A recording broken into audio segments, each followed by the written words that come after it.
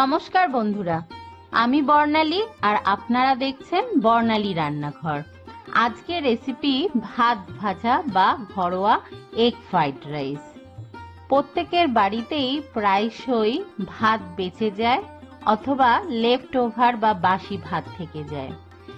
সেই সময় এই রেসিপিটা ট্রাই করতে পারেন, বাসি ভাত আর ফেলে দিতে হবে না। আমি এই রেসিপিটা রেগুলার রাইস দিয়ে করছি, আপনারা চাইলে বাসমতি রাইসেও করতে পারেন। রান্নাটা করছি সর্ষের তেলে, সর্ষের তেলেই টেস্টটা ভালো আসবে। বেশ কিছুটা সর্ষের তেল গরম করে একটা বড় সাইজের আলু কুচি দিলাম। আলুটাকে দেখুন আলু ভাজার মতো লম্বা লম্বা পাতলা করে কেটে নিয়েছি। 2 মিনিট হাই ফ্লেমে একটু নাড়াচাড়া করে নেওয়ার পরে দিয়ে দিলাম অল্প একটুখানি নুন, বাকি নুন রাইস দেওয়ার পরে দেব।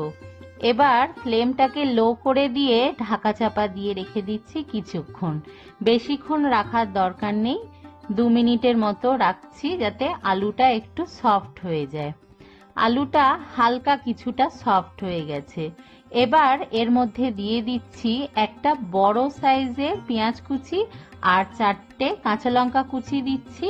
ঝালটা আপনারা নিজেদের পছন্দ অনুযায়ী ব্যবহার করবেন। এবার মিডিয়াম ফ্লেমে আলুর সাথে কাঁচা লঙ্কা আর পেঁয়াজটাকে একটু ভেজে নিলাম। দেখুন পেঁয়াজটা সফট হবে কিন্তু লাল লাল হবে না। এখন আলুটাও সফট হয়ে গেছে। এবার এর মধ্যে একটা বড় সাইজের টমেটো কুচি দিলাম। টমেটোটাকে একটু বড় বড় করে কেটেছি যাতে বেশি গলে না যায়। টমেটোটা দিয়ে 2 মিনিট একটু নাড়াচাড়া করে নিলাম। টমেটোর মধ্যে আমি আলাদা করে নুন দিলাম না, তাহলে গলে যাবে আর টেস্টটা অত ভালো আসবে না।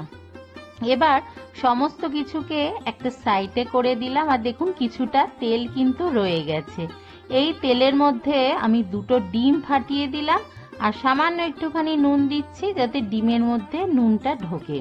এবার মিডিয়াম ফ্লেমে ডিমটাকে প্রথমে একটু নাড়াচাড়া করে ভুর্জি বানিয়ে নেব, তারপরে আলুর সাথে মিশিয়ে নেব।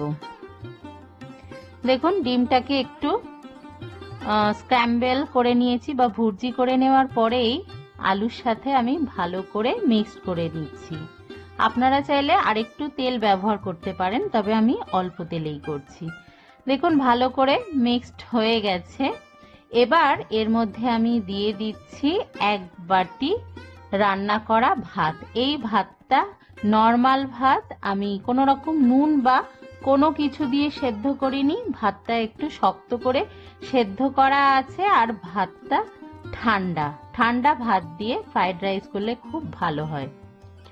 এবার দেখুন এর মধ্যে আমি স্বাদ অনুযায়ী নুন দিলাম রাইস দেওয়ার পরে, আর দিয়ে দিচ্ছি 1/2 টিস্পুন গোলমরিচ গুঁড়ো।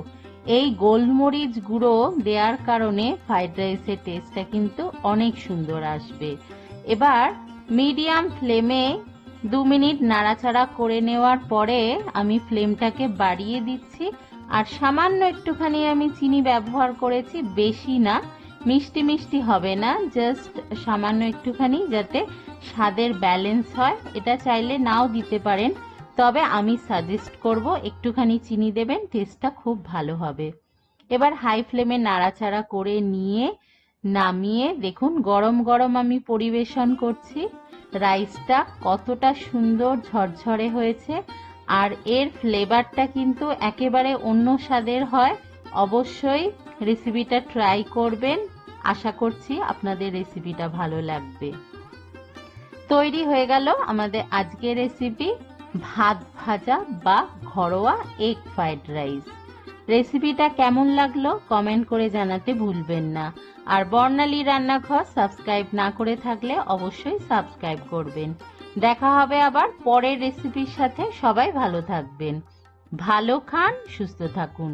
বাই।